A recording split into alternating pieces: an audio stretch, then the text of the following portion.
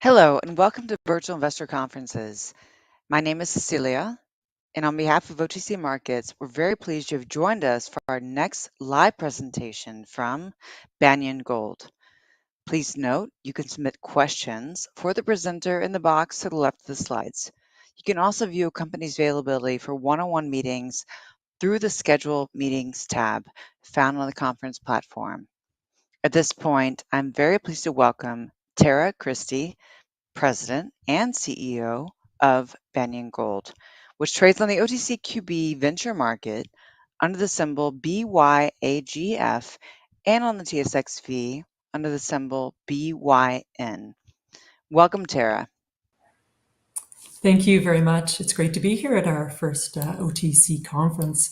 You know, Banyan has a really exciting story, and I'm pleased to be able to tell it to you today, particularly in this really exciting gold environment. You know, we've seen some record high prices of gold, and so being a junior gold explorer located in the Yukon, I think we're in a pretty good position. On this image you're seeing on our cover shot, this isn't just a pretty picture. You're actually looking at our resource area. That is 7 million ounces of gold within that photograph, starting right from the surface and going no deeper than 200 meters. And I'm an engineer by background. You know, I've spent my career in the mining business, really focused in Canada's north, the Yukon, and in gold. And I look at this image and I go, wow, that's some pretty easy topography for Canada. You know, there's no mountains, no glaciers, no rivers, no lakes. And in fact, when you look hard there, you can see there's a road right through the middle of it. It's actually a highway. There's the main power line that goes through there that goes to the hydroelectric dam that's only 50 kilometers away and is in fact connected to the whole Yukon grid, which has another large hydro dam in the southern part of the Yukon. If you're standing there on that area, there'll be 4 bars right on your cell phone. And this road that you see coming out of the picture, that actually is another government-owned, publicly maintained road. And the clearing is a substation already on the property. That's exceptional infrastructure as well, which is really important when you're thinking about will projects be developed.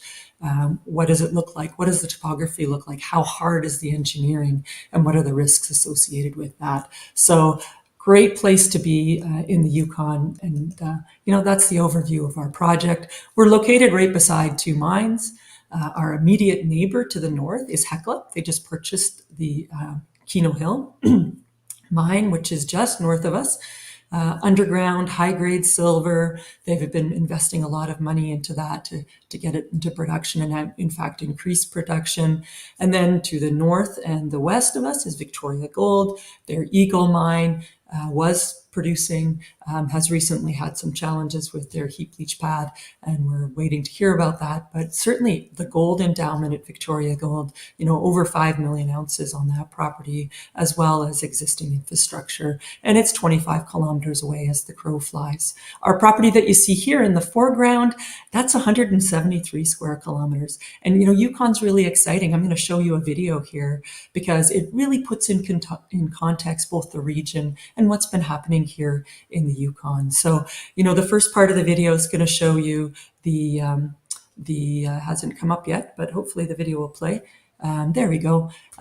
It shows you that yellow belt. That's what we call the intrusion-related tombstone belt, where we're making these major discoveries.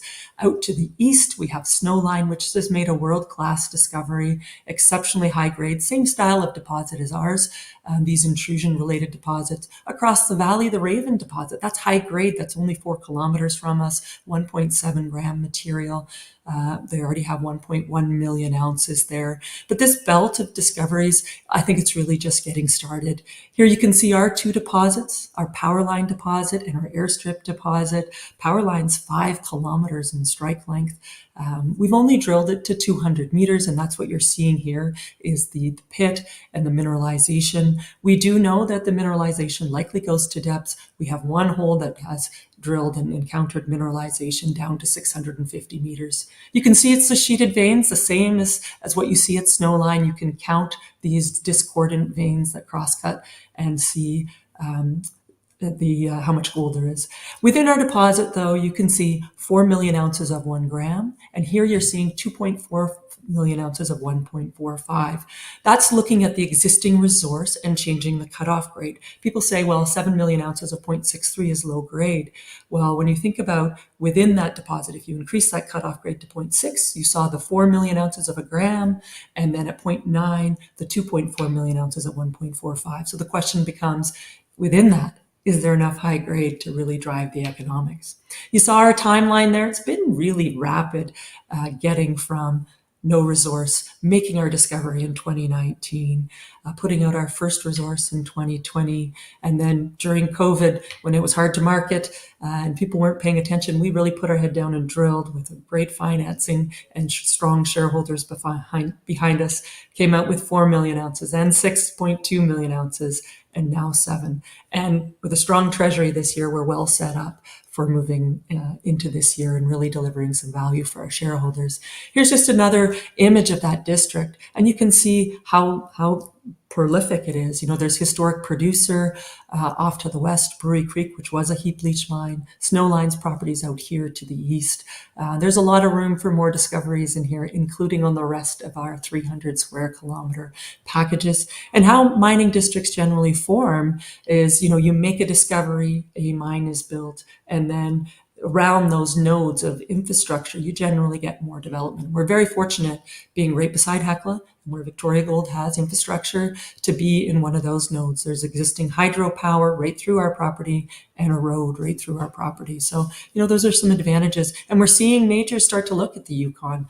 We know that with the Newmont sale of coffee process, there's a lot of majors and other groups looking at the Yukon. It's a very significant deposit in the Yukon off to the east. We've had B2 invested in Snowline, but we know that other companies are starting to look with these exciting gold prices at what projects they could acquire. And I'd say there's not very many that have 7 million ounces that a company could put on their books and move forward quickly. So, you know, those are some of the things. I think we've positioned Banyan very well for this market. 7 million ounces is significant. Generally, for majors or for development in the current day, you need to have at least 5 million ounces before you're considered something that would be of interest to a major. That's called a tier 1 deposit. Having an established permitting process in the Yukon is also very important. The permitting process involves an environmental assessment, which is done in conjunction with the First Nations and the government. Existing roads and power, hydropower, because of the ESG footprint, is very important. And having permitted mines right near us is also important. So 2024, we're very focused on how we're going to generate value.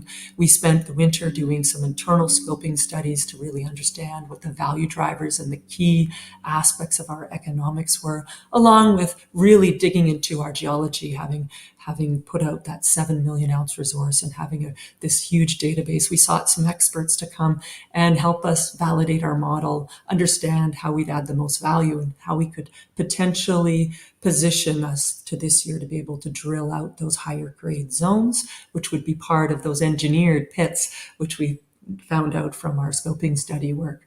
So this year's program, you know, we started in March, started drilling a little 5,000 meter program, really a test concept. Are we on the right track? We were really excited with what we were starting to see. So we were able to raise $14.3 million in June based on that proof of concept. So this year's program, you'll see 90% is going to go to the Ormac project itself, defining it, working towards our PEA for 2025, end of 2025, drilling 20,000 plus meters, focusing in on that metallurgy and the things where we can add the most value towards a really strong economic project, and continued engineering and modeling, and continued with baseline environmental. 10%, you know, we love exploration. So I think understanding the bigger picture, doing some geophysics to understand the potential expansion of the deposits we have, as well as other deposits and exploration growth. You'll see us continue to put in some exploration holes and focus a little bit on expanding the resource, because we know this deposit's open in all directions. We know it's open at depth, harder to go down until you've actually established a mine. But, you know, that's the type of deposit. If you can find a 7 million ounce resource with a view to 10 million ounces, and you haven't even really established what's at depth. Those are the kind of deposits that get developed and then last for a very long time because you continue to find resources at depth as the mine is built. And moves out. So, our value creation pathway, we've been very focused on how we spend our shareholders' dollars, focusing on adding value in a very short time. Discovery in 2019, first resource of almost 1 million ounces in 2020, and that was $2 per ounce in exploration cost. We continue to add ounces around $7 per ounce as we've grown it. Now we're focusing on those economic ounces, the ones that are potentially higher grade and would go within what might be the mine plan. So, in our 120,000 meters drilled to date, 58 ounces per meter is our record. So with our current treasury, shareholders can be assured that we are very focused on how we spend that money to deliver value and make sure that we protect our shareholders' interests. You can see we've got some great shareholders. Franklin Gold and Precious Metals and Fidelity, along with the Cisco Development and Victoria Gold, all who understand the length of time and what it takes to build a mine. Another 30% institutional shareholders. And I'm a very significant shareholder myself. As a 4% shareholder, which I'm the third CEO, so I didn't get any founder's stock. I actually have purchased all of that in the market and in financing since I became CEO in 2016, late 2016. Which means I have around $2 million in cash in the game. So I'm very vested alongside my shareholders to make money from my equity. And I think that aligns me with the best interests of my shareholders. Moving on, we do get some great coverage from Cormark and Paradigm, so I encourage you to read their research with price targets of $1.85. Along within the U.S., we have some newsletter writers, Jeff Clark from the Gold Advise, from the Pay Dirt, and Brian Lundeen from Gold Newsletter. So I encourage you to read their stuff as well. And there you can see our last financings, all of our financings without warrants. The charity flow through that we just completed was at 38 cents, regular flow through at 34, and only a modest amount of hard dollars, regular common shares at 27 cents. So that's positioned us really well, along with the treasury that we had before, giving us that $18 million in addition to the revenue that we have. And you'll notice in our financials last year we made $700,000 from our other services and rentals, and this year we're on track to make between 1 and 1.5 million. So that covers a good part of our G&A, which is a little bit different than most other junior explorers out there, because revenue isn't usually something that explorers have. Our value creation record really goes to our team. We have a fabulous team with all the skill sets, and we work hard to make sure that our board brings a balance of skills from the ESG side to permitting, to geology, to mine development, all the way through M&A and capital markets. And you can see that here with myself, my VP of Project Development, Kai Woloshin, who joined us in September, really has seen lots of projects through permitting as well as through development, including the mine next door to us. When it was owned by Alexco, Kai was in charge of permitting and seeing that mine go into production. Great support from our other directors, Mark Blythe, Steve Burleton, and David Reed, and our advisors. Henry Marsden just joined us. He's from Yamana's, really helped us in that connection between the geology and focusing on how do we get to an economic project. Jason Neal, with a wealth of experience from BMO and TMAC and Nico and G Mining, really bringing that capital markets and economic project perspective in, along with Brad Thrall, who's a metallurgist, but's already built 2 mines and operated them in the Yukon and been through the permitting process, helping us on all those key aspects as we move forward. It's really important to do things right in the community. I've been working in these communities in the Yukon since I was young, but really had a big campaign back in the late 1990s, working with First Nations and actually getting First Nations on side on other mining projects. So my first foray into this community was actually back in 1998, and my first agreement I had with NND was in 2004. Now, the community, you need to continue to develop those relationships. It's very important with some of the concerns that have been going on in the community. It's been important to communicate, as well as, we've been helping out with things like housing force firefighters to serve the community and making sure that we're doing our part to be visible in the community. On the environment side, that's something that we also do very well. Because it's really important to minimize your impact, and some of our winter drilling activities really help us minimize building roads and trails. And another key thing is I'm really proud of having started a charity and run it for over 13 years. It's 100% volunteer effort that I've done over these years. And in fact, before I was a CEO of Banyan, and we're starting to see some of those projects with working with schools and First Nations, helping kids get to school and reduce the barriers to that, really start to take effect. So with over $2.25 million given out over the years. We know that this deposit's open, as I said, with that potential to get to 10 million ounces, with 7 already on the books in our resource. Focused on that higher grade, as I said, here's a section east-west, so we're looking north. You can see the purple and the red, the high grade, how close it is to surface, very low strip ratio of deposit. Focused on those areas which you could develop first so that you could get a good payback. Now, this is our sensitivity tables from the 43101. You can see the different cutoffs, and this is where that visualization came from in the model, where you could see at a 0.6 cutoff, 4 million ounces of a gram, and a 0.9 cutoff, there was 2.4 million ounces of 1.45. So you're able to do your own calculations using these tables. Recovery is super important. We've been working on metallurgy for a couple of years, and we're really focused on it in the background now. 91% from carbon and leach, carbon and pulp processes is a great start. We know we can continue to optimize that.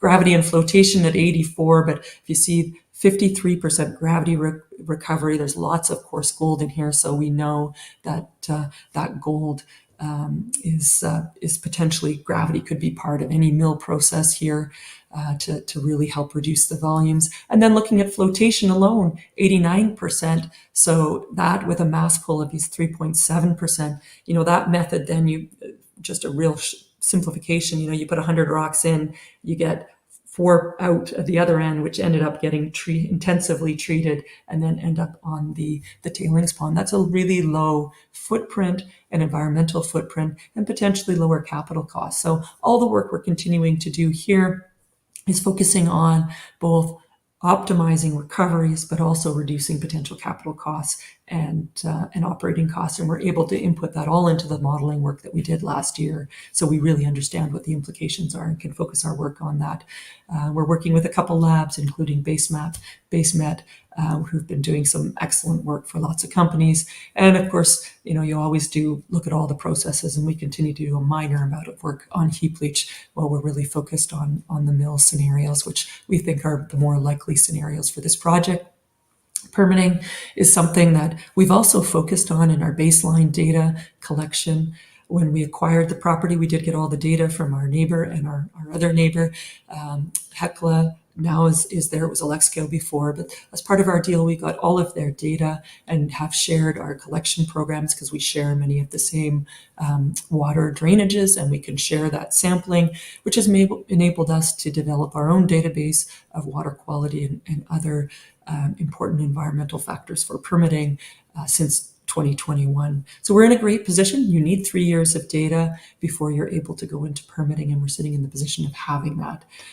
On the property, there's no key wildlife areas or caribou. There's existing hydropower, existing roads. All of those things do help in the permitting process and reduce the amount of work that you have to do. So as an example, the mine next door, they started the permitting process and they were able to start construction in 4 years.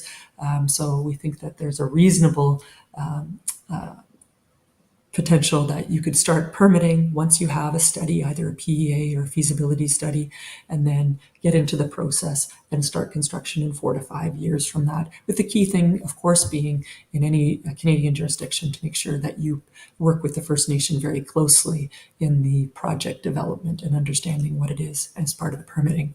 But what's the value add? Why are we doing all this? Well, in the world of gold explorers out there, when you look at when companies are acquired or projects are acquired, we're currently sitting at about $8 per ounce. Our neighbors, Snowline, are sitting at about $120 per ounce, also with a 7 million ounce resource in the same jurisdiction. I think we've got some advantages like roads and power. But what's the value add? What do these projects get purchased for? Here we can see Underworld when it was purchased by Kinross, and that was a much lower gold price period back in 2019 at $89 per ounce. The recent Reunion G mining deal was valued at about $150 per ounce. And then Gold Corp purchased the Coffee project, which is now owned by Newmont in the Yukon, at $240 per ounce in the ground. So, I think we have a huge opportunity to re-rate as we show that this project has that economic core and we continue to drill it out and add ounces.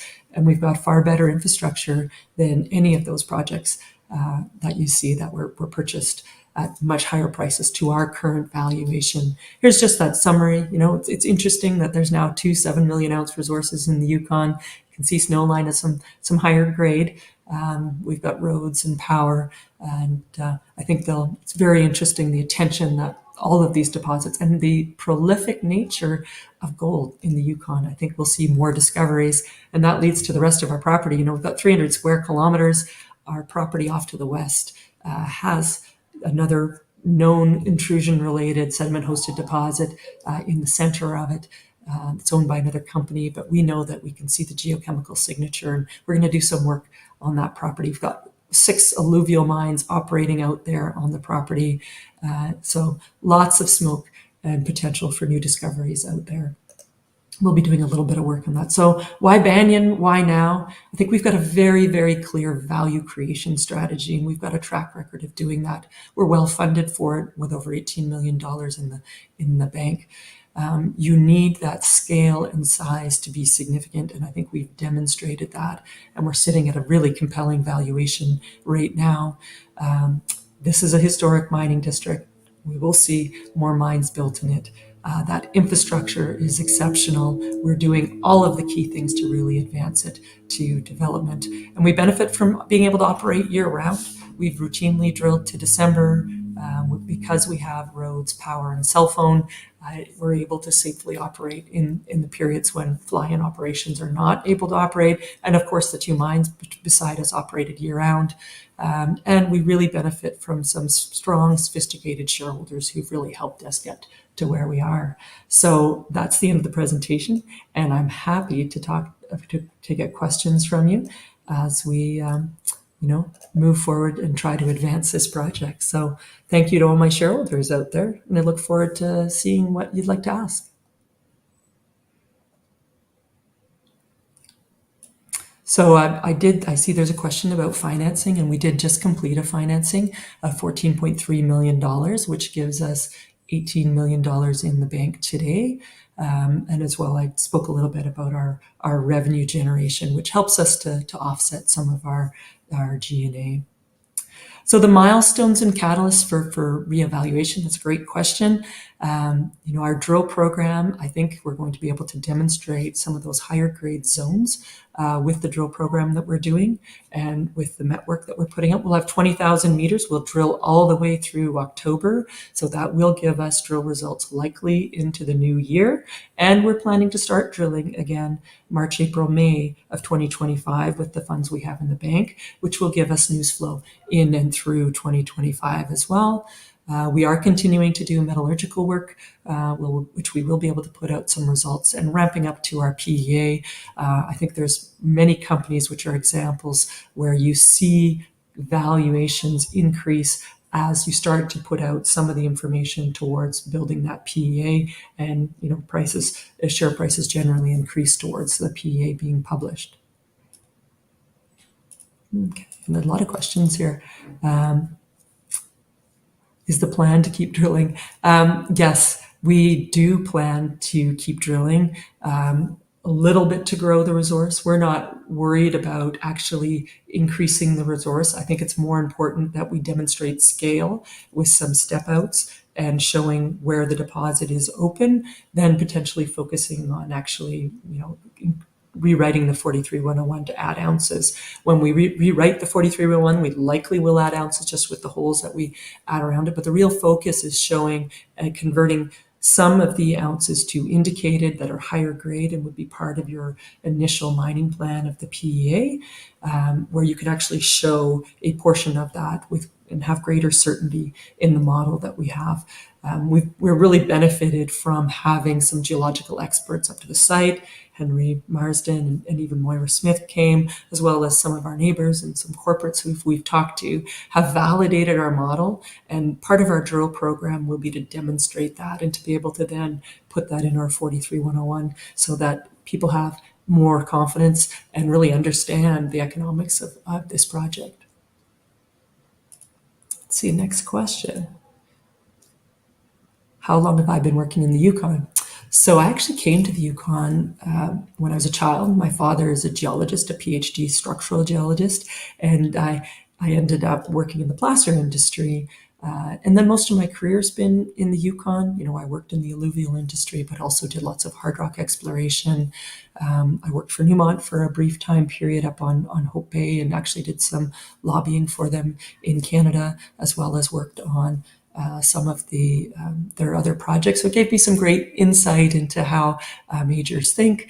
I sat on the Environmental Assessment Board in the Yukon. I was one of the original founding board members and actually was part of the rules committee that wrote the rules of process for both the lower level designated office and the executive committee projects, which are where mines would be assessed. So I've got a pretty broad range of experience and a very long history in the Yukon. I'll say over 25 years in the Yukon because I don't want to tell you how old I am. Okay. Oh, it asked about the smoke potential at Nitra. I've kind of skipped over Nitra a little bit, worried I was running out of time. But our Nitra project out there, what I was really referring to is we've done some soiling samples out there, and there are some geochemical anomalies similar to what we have at Ormac, both for gold and some of the other pathfinder elements for these reduced intrusion deposits. The placer mines themselves, also, that gold likely came from fairly near sources in the surrounding hills and creeks.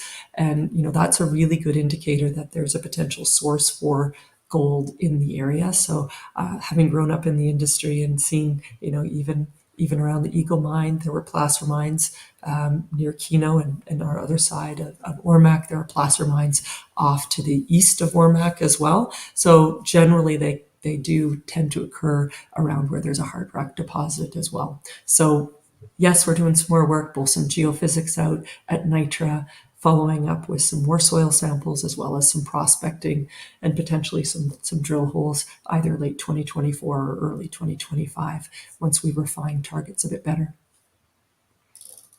Let's see, is there another question?